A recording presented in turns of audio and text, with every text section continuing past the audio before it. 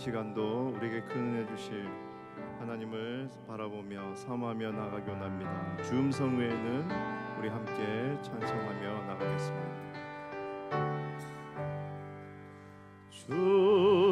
주음성 외에는 참 기쁨 없도다.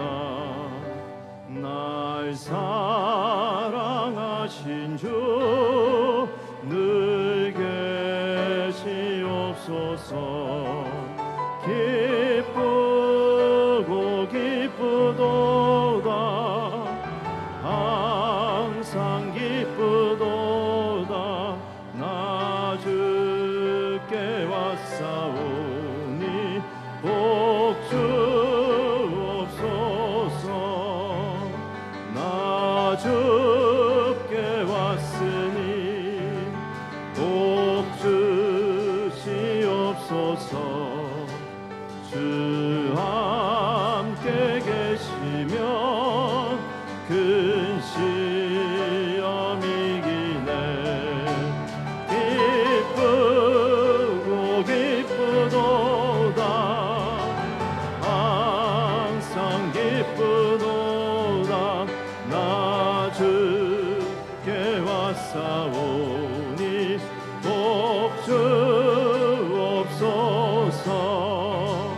주 떠나가시면 내 생명 헛되네.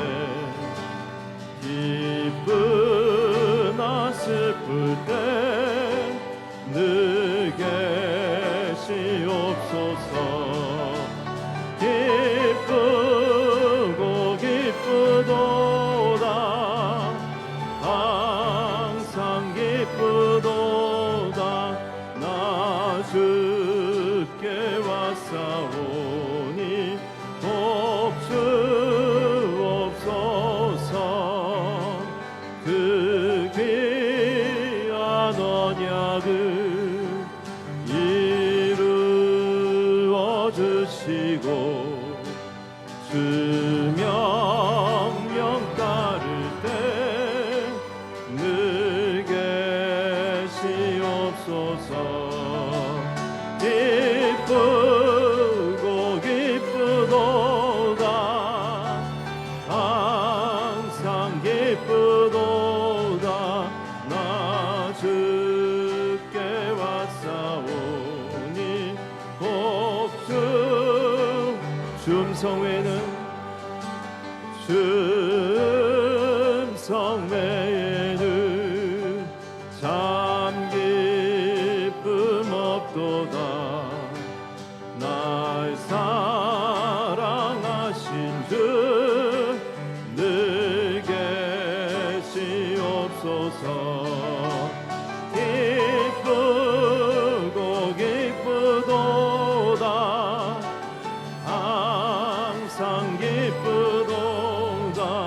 나 주께 왔사오니 복 주옵소서. 기쁘고 기쁘고 기쁘도다.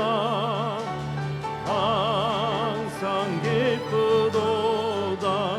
나 주께 왔사오니 복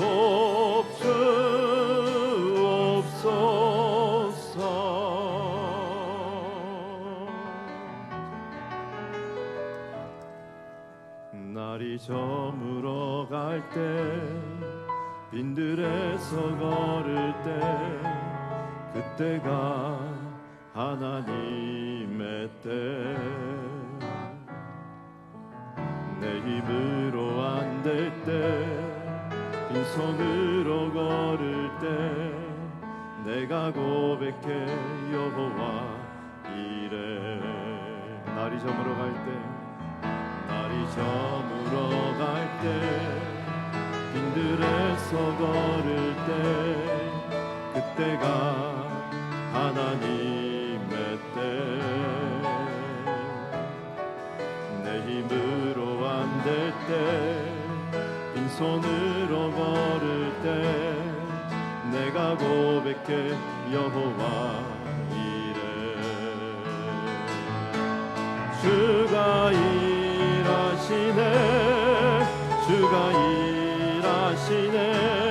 주께 아끼지 않는 자에게 주가 일하시네 주가 일하시네 신뢰하며 걷는 자에게 우리 모인 이곳에 주님 함께 계시네 누리네 아버지 은혜 적은 떡과 물고기 내 모든 걸 드릴 때 모두 고백해 여호와 이래 우리 모인 이곳에 주님 함께 계시네 누리네 아버지 은혜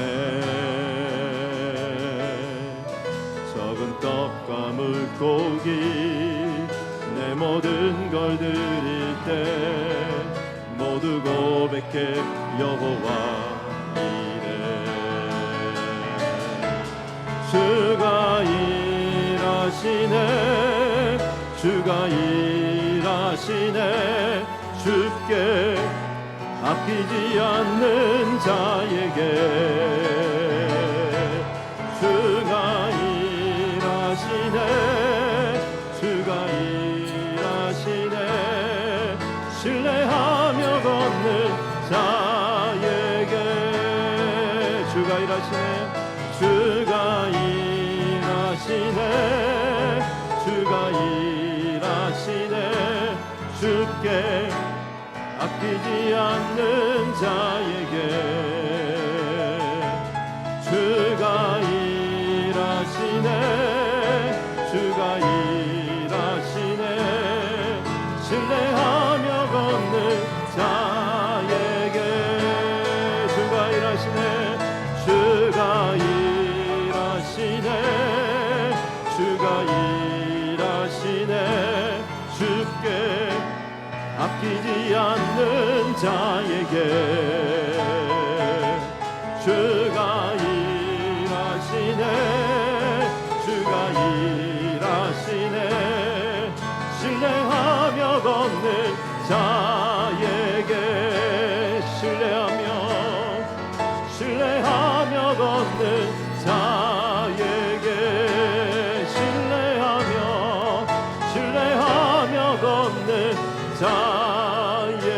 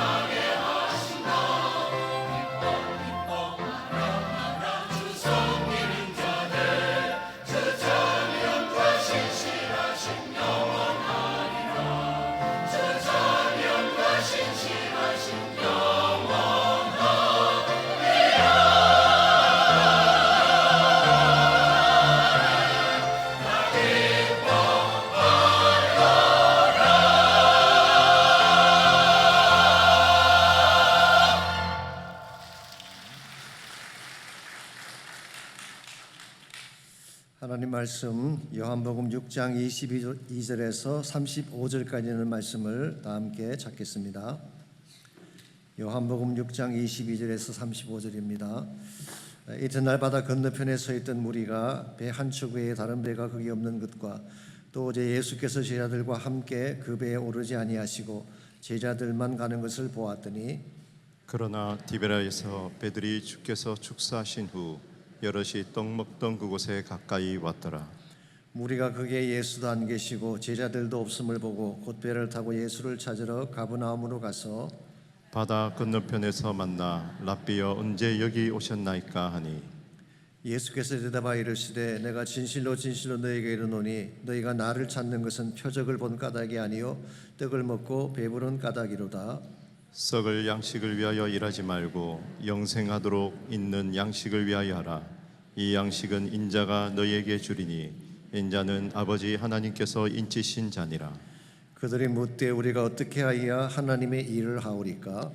예수께서 대답하여 이르시되 하나님께서 보내신 이를 믿는 것이 하나님의 일이니라 하시니 그들이 묻되 그러면 우리가 보고 당신을 믿도록 행하시는 표적이 무엇이니까? 하시는 일이 무엇이니까? 기록된 바 하늘에서 그들에게 떡을 주어 먹게 하였다 함과 같이 우리 조상들은 광야에서 만나를 먹었나이다. 예수께서 이르시되 내가 진실로 진실로 너에게 이르노니 모세가 너희에게 하늘로부터 떡을 준 것이 아니라 내 아버지께서 너희에게 하늘로부터 참 떡을 주시나니 하나님의 떡은 하늘에서 내려 세상에 생명을 주는 것이니라. 그들이 이르되 주여 이 떡을 항상 우리에게 주소서.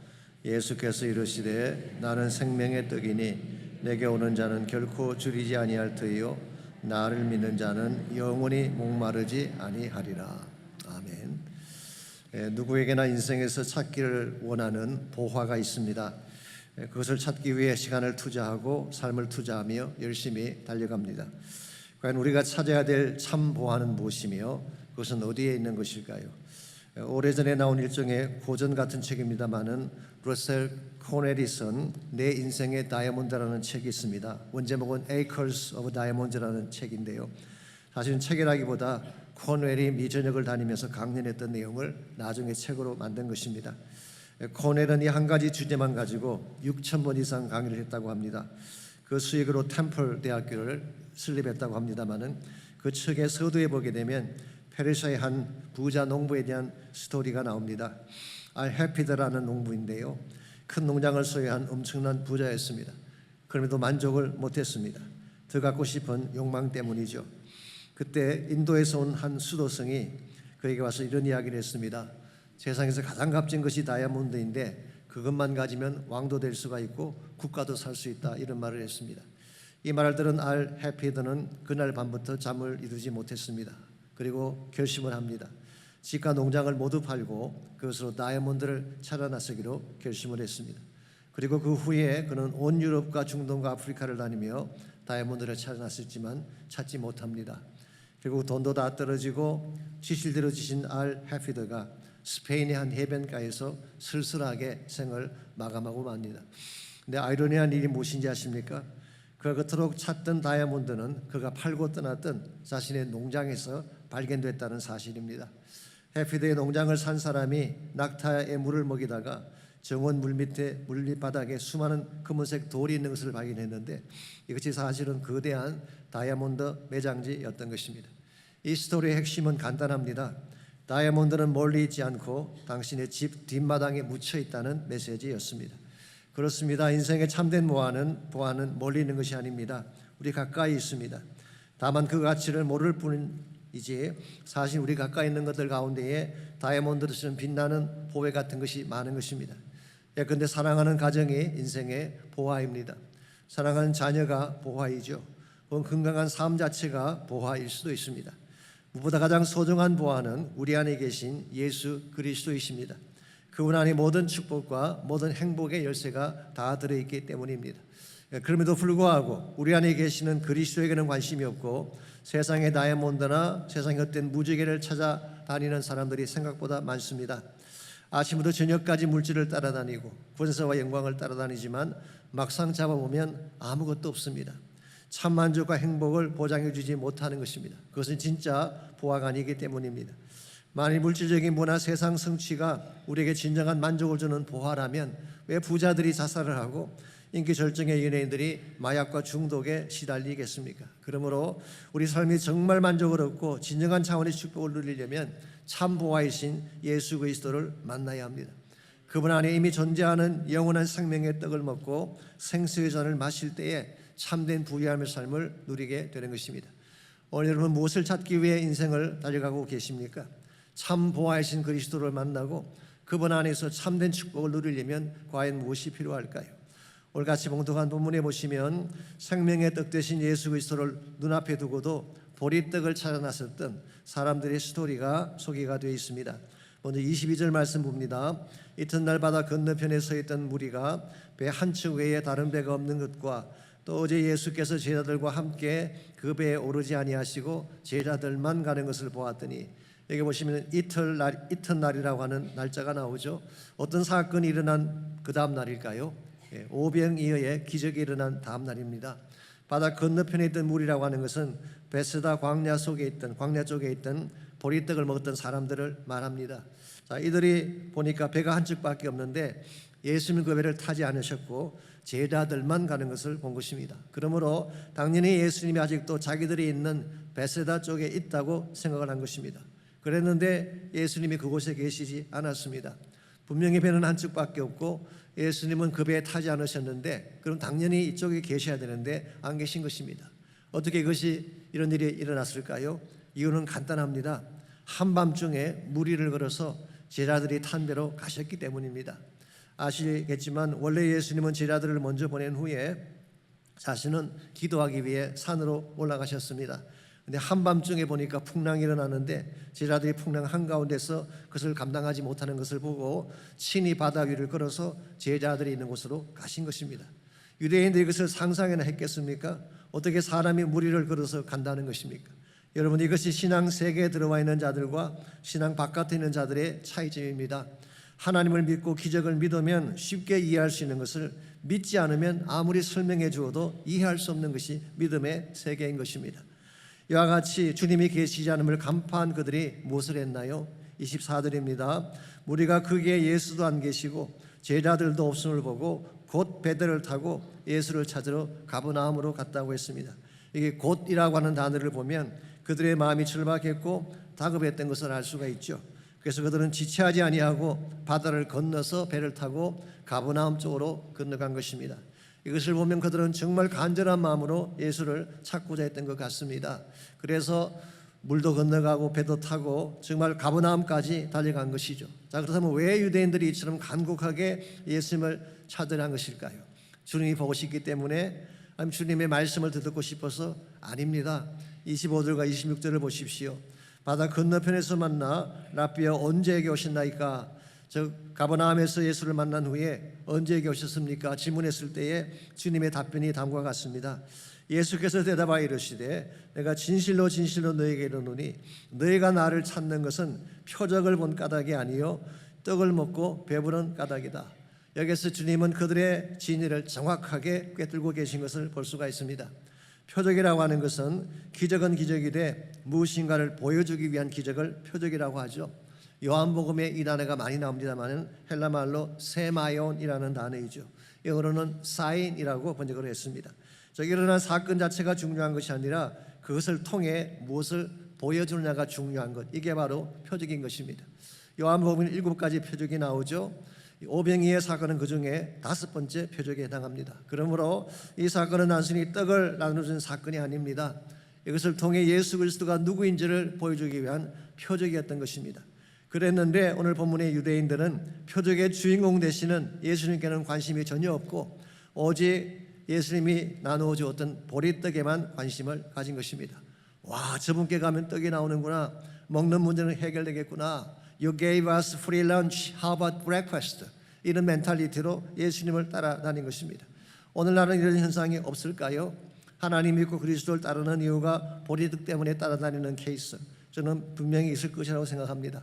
이건 대단히 위험하고 바람직하지 못한 신앙관입니다.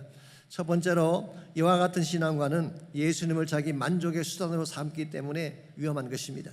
예수님 자체가 삶의 목적이 되어야 되는데 복받기 위한 수단으로 삼는 것은 잘못된 것입니다. 이와 같은 것을 우리는 구복신앙이라고 부릅니다.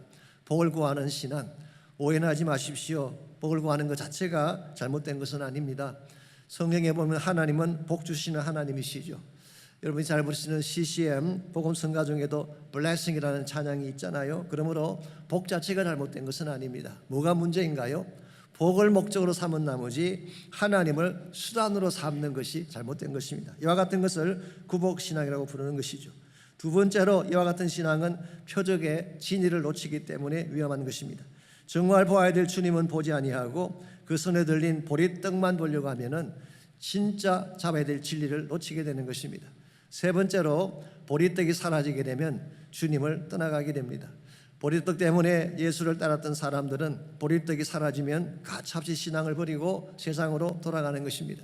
실제로 66절을 보시게 되면 그렇게 많은 무리들이 다 주님을 떠나갔다고 성경은 기록하고 있습니다. 교회 사역도 마찬가지입니다. 보리떡 때문에 하는 사역은 순수하지도 못하고 오래갈 수도 없습니다. 그러나 주님의 사랑에 대한 감격 때문에, 은혜에 대한 빚진 자의 심령 때문에 섬기는 사람들은요, 힘들어도 끝까지 가는 것입니다. 심지어 고난이 찾아오고 불이익이 찾아와도 기쁨으로 사역을 하는 것입니다.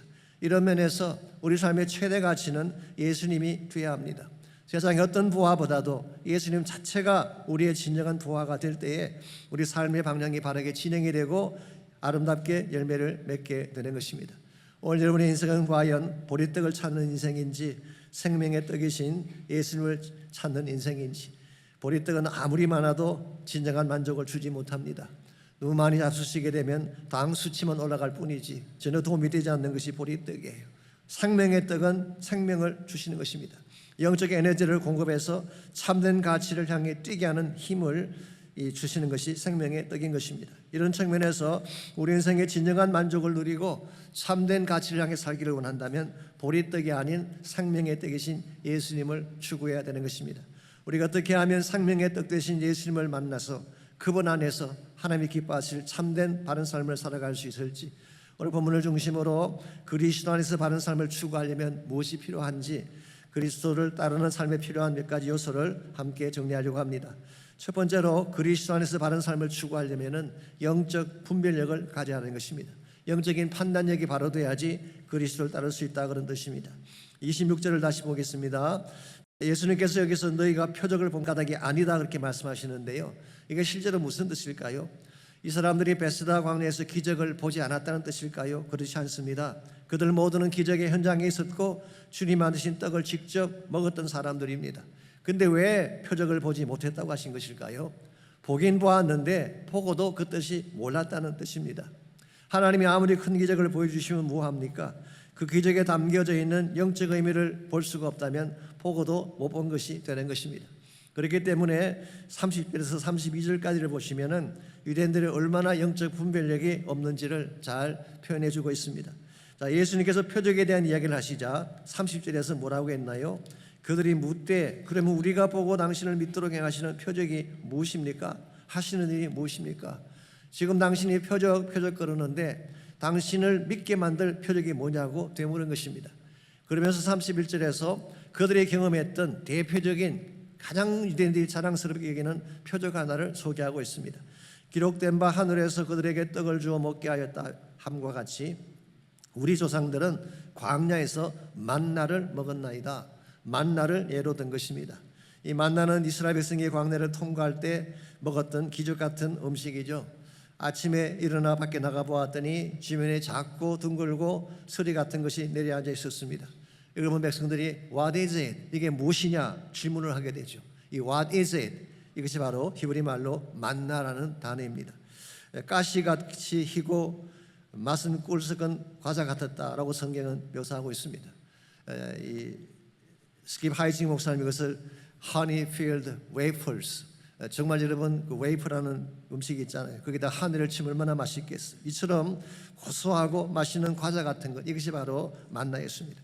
이스라엘 백성만 먹었던 독특한 그런 음식이었죠. 유대인은 이것을 참 자랑스럽게 여겼어요. 그것이 그들이 누렸던 큰 축복이고 그들이 누렸던 큰 기적이라고 누린 것입니다. 이와 같은 유대인들의 모습에 대해서 32절 33절을 보시면은 예수님께서는 뭐라고 하셨나요? 예수께서 이르시되 내가 진실로 진실로 너에게 이르노니 모세가 너에게 하늘로부터 떡을 준 것이 아니라 내 아버지께서 너에게 하늘로부터 참떡을 주시나니 하나님의 떡은 하늘에서 내려 세상에 생명을 주는 것이라고 했어요. 여기서 두 가지를 주님께서 지적하셨습니다. 첫 번째로 그것은 모세가 준 것이 아니래요. 모세가 이스라엘을 이끌긴 했지만 모세가 만나를 이스라엘 백성에게 준 것이 아닙니다. 유대인들은 착각했어요. 모세 때문에 만나를 먹은 줄 알지만 실제 그렇지 않습니다. 모세가 아무리 위대한 종이라고 하더라도 만나를 내리게 할 수는 없어요. 하나님께서 내려주신 것입니다. 두 번째로 지적하신 것은 만나는 생명의 떡이 아니라는 사실이에요. 물론 만나가 생명의 떡을 예표할 수는 있겠지만 만나 그 자체가 생명의 떡은 아니었습니다. 저장해 두면 썩기도 하고 심지어 벌레가 먹기도 했다고 성경은 기록하고 있습니다. 그러므로 만나이든지 보리떡이든지 육신의 필요만 채울 뿐이지 이것은 영원한 생명의 양식은 못 되는 것입니다. 그럼에도 불구하고 이 사실을 깨닫지 못한 채 육신의 만족만 구했던 유대인들, 여기에 그분들이 가지고 있던 영적 분별력의 결핍 현상이 있는 것입니다. 보고도 보지 못합니다. 참 가치를 깨닫지 못하는 것입니다. 그래서 그들은 보리떡 타령만 하고 있었던 것이죠. 오늘 여러분까지의 삶 가운데는 이런 문제가 없을까요? 하나님께서 보여주시는 진정한 축복, 영적 세계에 진리는 관심이 없고 오늘 눈에 보이는 보리떡만 따라다니고는 삶의 현실, 이렇게 살게 되면요 하나님이 주기를 원하시는 참된 축복, 신령한 복을 결코 누릴 수가 없는 것입니다. 그러나 보리떡이 아닌 하나님 자신을 믿고 따르게 되면 하나님이 참된 복을 우리에게 경험하게 해주시는 것입니다.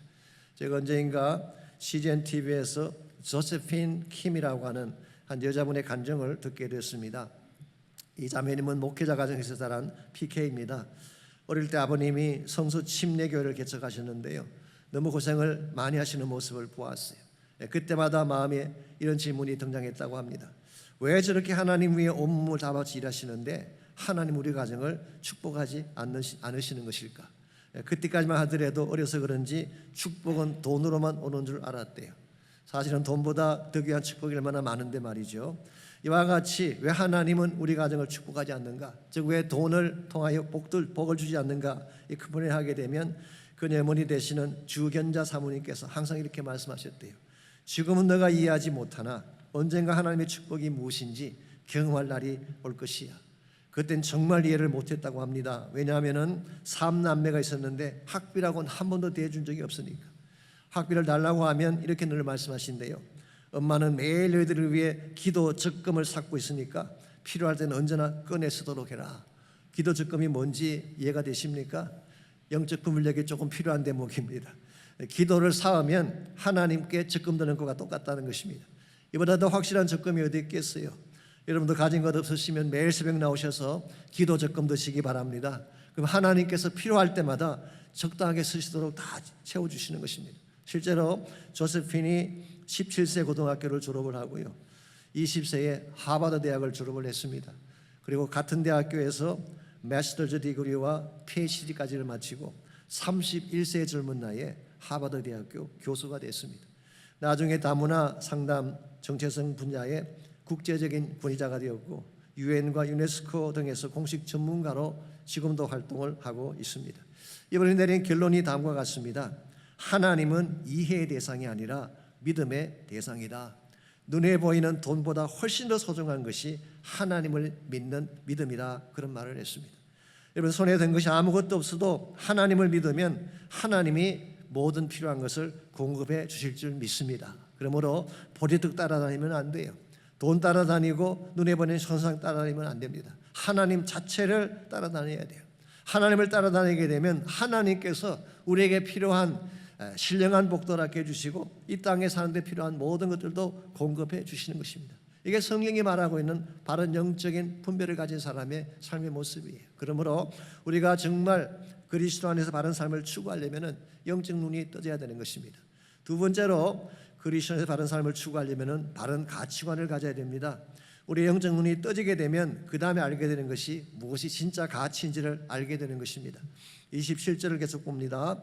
썩을 양식을 위하여 일하지 말고 영생하도록 있는 양식을 위하여 하라. 이 양식은 인자가 너에게 주리니 인자는 아버지 하나님께서 인치신 자신이라. 여기서 예수님은 두 가지 종류의 양식을 소개하고 있습니다. 첫째는 썩을 양식이죠. 이게 보리떡입니다. 육신을 만족해 하고 배부르게 하긴 하지만 썩어질 양식, it's perishable, 썩을 것이라는 것입니다. 사실 이것이 이 땅에서 추구하는 일시적인 가치를 대변하는 것입니다. 돈이나 음식이나 권력이나 지위나 쾌락 같은 것이 다 여기에 해당하는 것입니다.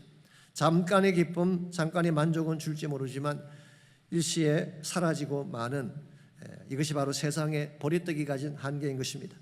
두 번째로 영생하도록 있는 양식, 이게 영원한 생명을 주는 양식이죠. Food enduring to eternal life, 영원한 생명까지도 우리를 이끄는 양식, 이게 주님께서 말씀하시는 참된 양식이에요.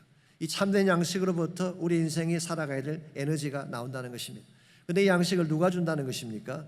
인자가 너에게 준다. 즉 예수님께서 주신다는 거예요. 그러므로 여러분과 제가 전자 받아야 될 참된 양식은 주님이 주시는 양식인데 그 양식은 구체적으로 무엇일까요? 아마도 하나님 말씀을 의미할 수가 있을 것입니다. 하나님 말씀이야말로 우리 삶을 견고하게 만드는 양식이 되죠. 그리고 두 번째는 말씀 속에 담겨져 있는 하나님의 길, 하나님의 계획을 의미할 수도 있을 것입니다. 이것이 여러분과 제가 추구해야 될 진정한 가치인 것입니다. 이 가치를 향해 일하고 이 가치를 향해 달려갈 때에 하나님이 기뻐하는 바른 열매를 맺는 것입니다. 그래서 베드로전서 1장 24절 25절은 이렇게 기록합니다. 그러므로 모든 육체는 풀과 같고 그 모든 영광은 풀의 꽃과 같으니 풀은 마르고 꽃은 떨어지되 오직 주의 말씀은 세세토록 있도다 하였으니 너에게 전한 복음이 곧 이 말씀이니라. 우리 육체가 자랑하는 모든 것들은 그것이 재력이든지 건강이든지 풀의 꽃과 같은 것이래요. 시간이 지나면 다 말라지는 것입니다. 꽃이 아무리 아름답게 피어 있어도 그 영광은 시간이 지나면 시들어지고 떨어지게 되는 것입니다.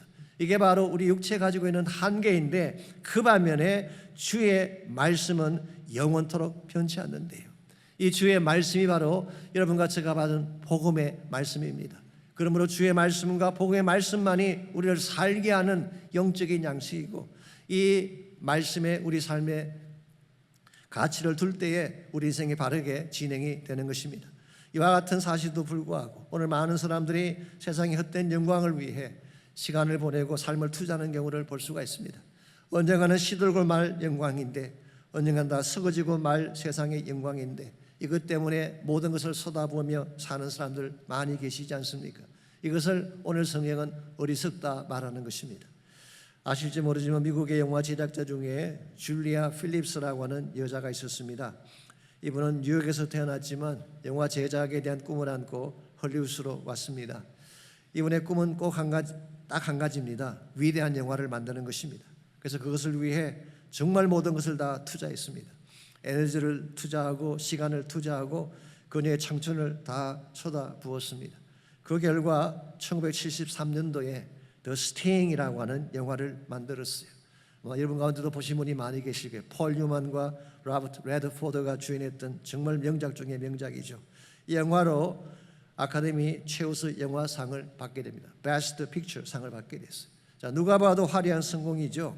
그런데 우리 인간의 마음이라고 하는 것이 한 번의 성공으로 만족하지 않습니다. 한 가지를 이루면 또 다음 것을 이루고 싶어해요. 그걸 이루면 또 다음 것을 추구하고 싶어하는 것입니다. 그래서 이분이 the more를 추구하다가 마약 중독에 빠지게 됩니다.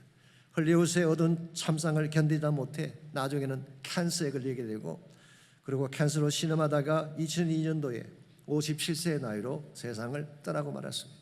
여러분, 이와 같은 것이 세상 영광의 현주소예요. 화려해 보입니다. 찬란해 보이지만 생명이 없다는 거예요. 세상을 들여다보게 되면 탐욕과 죄악으로 가득 찬 허무한 삶의 현장에 불과한 것입니다. 그러므로 이것이 바로 보리떡인데, 썩어질 양식인데 여기에 우리 인생을 걸어서 되겠냐 그 말이에요. 언젠가는 풀의 꽃과 같이 떨어질 세상 영광에 속아서는 안 됩니다.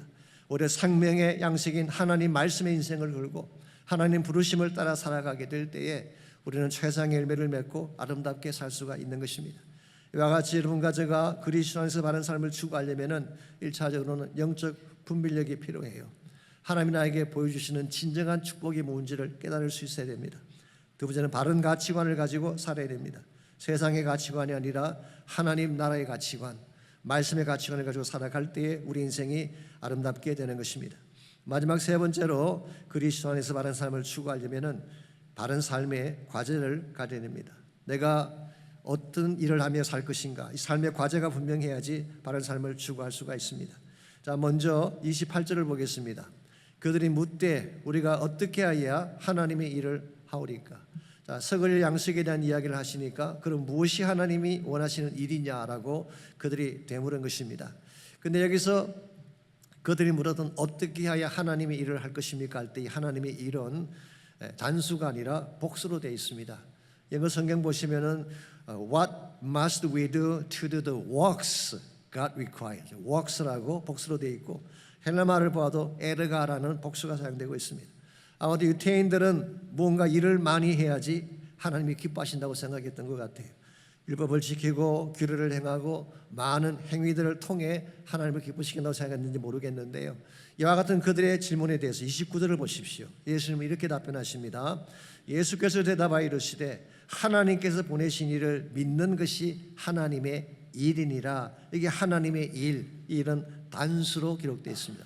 이 에르곤이라는 단수에 오직 한 가지 일, 오직 그 일, 그런 의미를 갖고 있습니다. 그 한 가지 일이 뭔가요? 하나님이 보내신 일을 믿는 것입니다. 리얼 리빙 트랜슬레이션은 좀 알기 쉽게 번역을 해놓았어요. This is the only work God wants from you.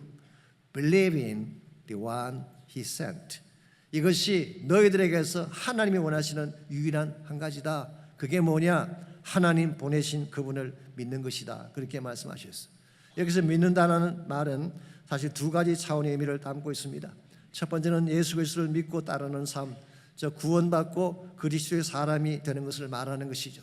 그런데 여기서 끝나서는 안 됩니다. 두 번째는 주님이 하신 사명을 함께 행함으로 제자가 되어 사는 삶을 말하는 것입니다.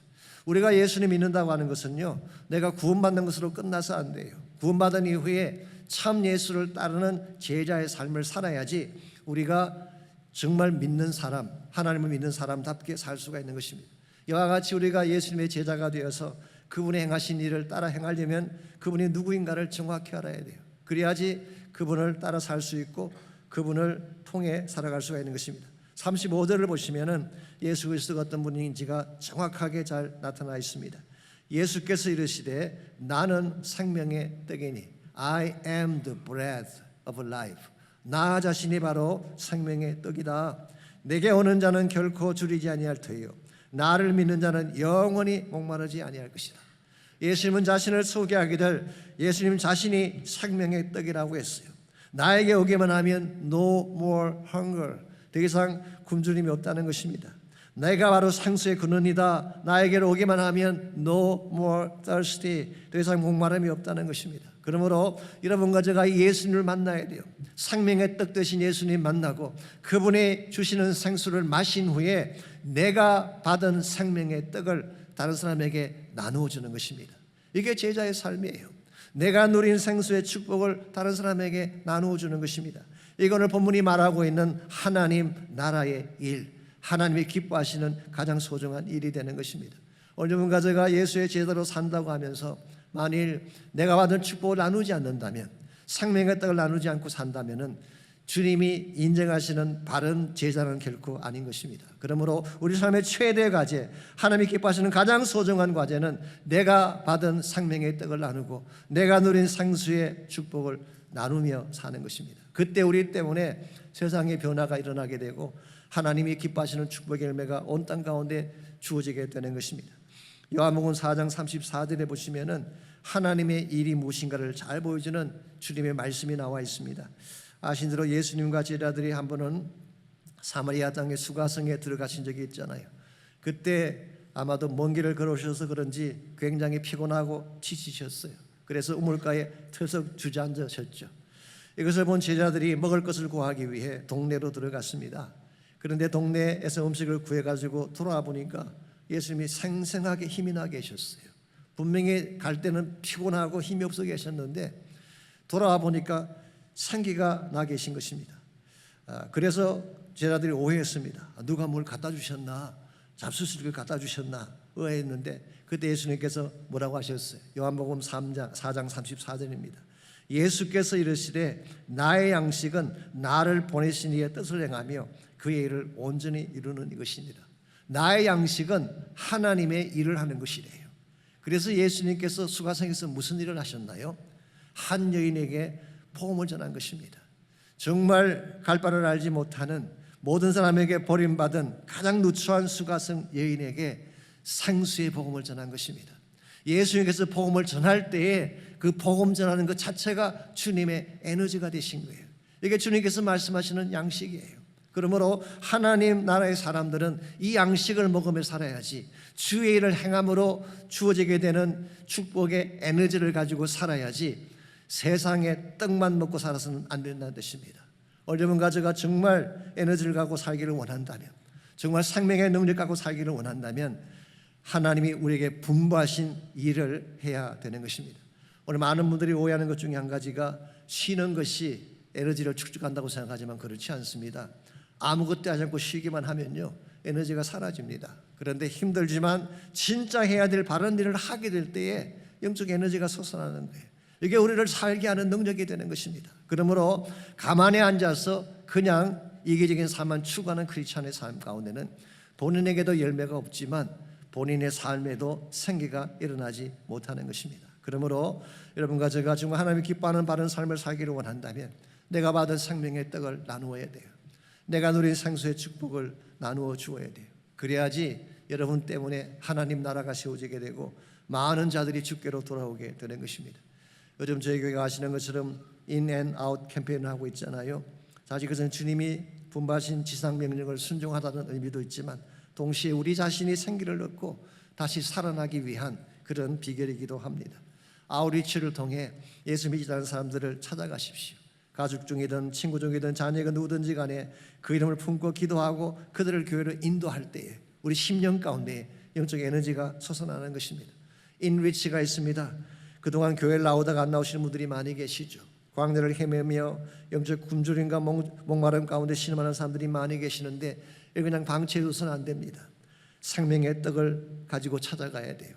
그리고 가슴에 품고 기도하고 섬길 때에 그분들도 주님 안으로 돌아와서 참된 기쁨을 누리지만 우리 삶에도 진정한 생기와 보람이 주어지게 되는 것입니다. 이런 면에서 보리떡만 찾아다니는 이기적이고 구복적인 크리스찬에 머물지 아니하고 하나님이 기뻐하시는 참된 제자가 되어야 합니다. 그래야지 여러분의 삶이 하나님의 기쁨이 되는 거예요. 제가 지난 주간에 그렉 로리가 보내준 디보션을 보니까 제목이 이렇게 되어 있어요. Like it or not. 좋아하든지 싫어하든지 뭐 그런 제목의 글을 그분이 써서 보내주셨어요. 이 전도에 대한 것인데요. 가장 전도하고 싶지 않던 사람에게 복음을 전했던 스토리를 기에 담고 있었습니다. 제가 언젠가 말씀을 드린 것처럼 그렉 로리에게는 어머니가 계셨는데 7번 재혼했잖아요. 그러니까 스텝파더가 7명 있었어요. 이제 그 중에 한 명이 하와이에 살고 있는 에디라고 하는 사람인데요. 이분은 굉장히 성격이 난폭하고 잔인한 사람이었다고 합니다. 한 번은 자기 엄마를 그 조각품으로 내리쳐가지고 그 자리에 정신을 잃고 쓰러지게 하셨어. 피투성이가 돼서 쓰러지셨기 때문에 돌아가신 줄 알았대요. 자, 그때에 피를 흘리며 쓰러지는 엄마를 보는 어린 나이의 그렉이 어떤 마음을 가졌겠어요? 정오심이 생기지 않겠습니까? 아마 평생 보고 싶지 아니한 그런 대상이었을 것입니다. 그랬는데 나중에 목사가 된 후에 하와이 집회를 갔는데요, 성령께서 강력하게 에디에게 복음을 전하라고 말씀하시는 거예요. 자, 우리라면 했을까요? 참 힘든 것입니다. 그런데 그렉 로리는 그 사람을 찾아가서 복음을 전했어요. 또 한 사람은 뉴저지에 살고 있는 오스카라는 사람인데요, 이 사람은 자기 어머니와 이혼을 하고 바바라라는 다른 여자와 살고 있는 사람이에요. 근데 이분은 원래 전직이 로이어입니다. 변호사인데 논리적이고 차가운 지성의 사람. 그러므로 정말 복음 받기에 너무나 어려운 사람, most unlikely people, 정말 복음을 받아들이기 쉽지 않은 그런 사람인데 역시 성령께서 그에게도 복음을 전하는 것입니다. 전해봐야 듣지 않을 게 거의 확실해 보이는데 전하래요. 그래도 그는 성령의 순종해서 복음을 전했습니다. 자, 가장 혐오된 사람에게, 가장 예수 믿지 않을 것으로 보이는 사람에게 어떻게 복음을 전하는 것이 가능했을까요? 이 그렉 로리의 결론은 다음과 같습니다. 그들도 주님이 피 흘려 돌아가신 하나님의 사랑을 필요로 하는 사람이었기 때문이다. Like it or not. 내가 좋아하는 사람이든지 싫어하는 사람이든지, 나에게 호의적인 사람이든지 혐오감이 가는 사람이든지, like it or not, 그들도 하나님의 사랑의 대상이기 때문에, 그들도 구원받아야 될 영혼이기 때문에 그들에게 복음을 전하는 것이 참된 제자의 삶이라고 하는 것입니다. 사랑하는 성도 여러분, 우리에게 주어진 삶은 그냥 왔다 가는 삶이 아닙니다. 주님의 사명을 감당하고 살아야 돼요. 그저 와서 보리떡이나 먹고 썩을 양식을 먹다고 세상을 떠나가라고 이 땅에 보낸 거 아닙니다. 생명의 양식을 먹고 굶주린 수많은 사람들에게 생명의 떡을 전하라고 하나님 우리에게 인생을 주셨어요. 우리 남은 생애가 얼마이든지 웨이스트하지 마십시오. 낭비하지 마십시오. 참 소망이신 그리스도를 전파하며 살아가야 됩니다. 그래야지 우리가 참 예수의 제자가 되고 언젠가 주님 앞에 갔을 때에, 주님 앞에 섰을 때에 주님께 올려드릴 열매가 있는 것입니다. 여러분, 이 시대가 굉장히 많은 것을 누리며 사는 시대 같지만 실상은 굶주린 시대입니다. 참된 생명의 떡이 없기 때문에 그래요. 사람들은 이곳저곳을 찾아다니며 떡을 구하지만 그들을 살릴 진정한 생명의 떡은 없습니다. 광야 같은 인생길, 날은 저물어 가는데 황량한 들판에서 굶주리며 목말란 자들이 얼마나 많이 있습니까? 그들에게 필요한 것은 참 생명의 떡이신 예수 그리스도이십니다. 그분만이 우리의 소망이기 때문에, 오직 소망은 그리스도밖에 없습니다. In Christ alone my hope is found. 그분만이 나의 빛이 되시고 나의 힘이 되시고 나의 노래가 되십니다. He is my light, my strength and my song. 이 머릿돌 위에, 이 든든한 반석 위에 내가 설 것입니다. This cornerstone, this solid ground, I will stand. 내 위로자, 내 모든 것, 그리스도의 사랑 안에 내가 서리라. My comfort, my all in all. Here in love of Christ, I stand. 우리 찬양을 함께 우리 부르면 좋겠습니다. 정말 우리의 소망은 그리스도밖에 없습니다. 나의 빛이 되시고 나의 힘이 되시고 나의 노래가 되시는 그 예수님 앞에 우리 삶을 드리고 그 반석 위에 굳게 서서 정말 하나님이 기뻐하시는 건강하고 바른 삶을 살아갈 수 있도록 우리 찬양 함께하며 헌신하는 시간 갖기를 원합니다. 예수 안에 소망이 있네. 함께 찬양하겠습니다. 예수 안에 소망 있네. 내 힘과 나의 노래, 환난 중에 도우시는 주 나의 견고한 반석.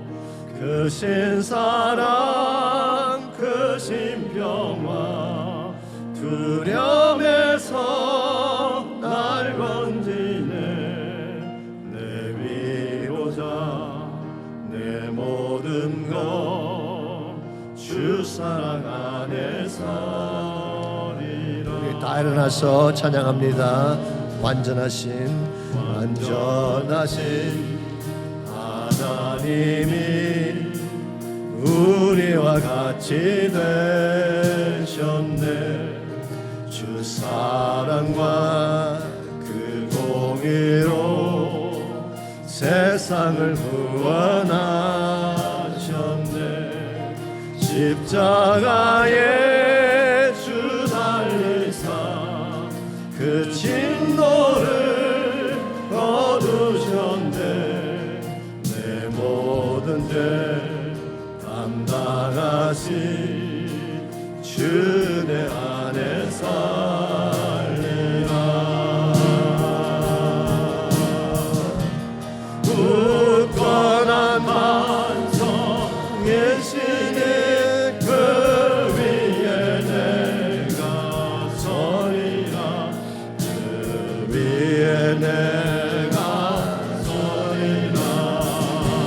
굳건한 반석의 신이 그 위에 내가 서리라.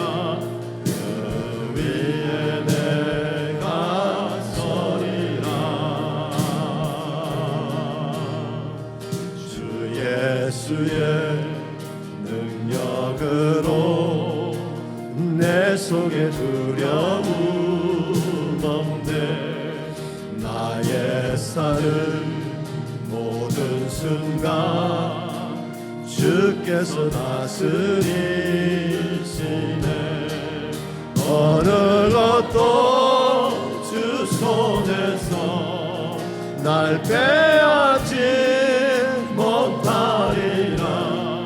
주 오실라 기다리며 주 능력 안에 서리라. 굳건한 반석의 신의 그 위에 내가 서리라. 그 위에 내가 서리라. 굳건한 반석의 신이 굳건한 반석의 신이 그 위에 내가 서리라. 그 위에 내가 다시 한번 선포합니다. 굳건한 반석의 신 주님. 굳건한 반석의 신이 그 위에 내가 서리라. 그 위에 내가 서리라. 하나님 감사합니다.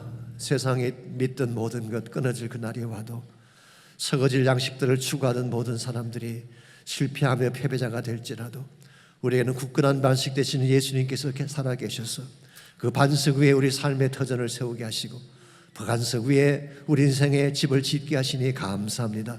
남은 생에 주의 영광 위에 달려가는 우리가 되게 하시고 참 예수의 제자가 되어서 생명의 양식을 나누어주며 생수를 공급해주며 이 땅을 복음으로 밝게 만드는 데 쓰임받는 우리 모두가 되게 하여 주시옵소서. 이제는 우리 구주 예수 그리스도의 은혜와 하나님 아버지의 무한하신 사랑과 성령님의 충만한 임재하심이 예배를 마치고 돌아가는 모든 성도 한 분 한 분에게 그들의 가정과 삶의 터전 위에 자녀들과 자손들 위에 이제로부터 항상 함께 해주시기를 우리 주님 예수님의 이름으로 간절히 축원하옵나이다.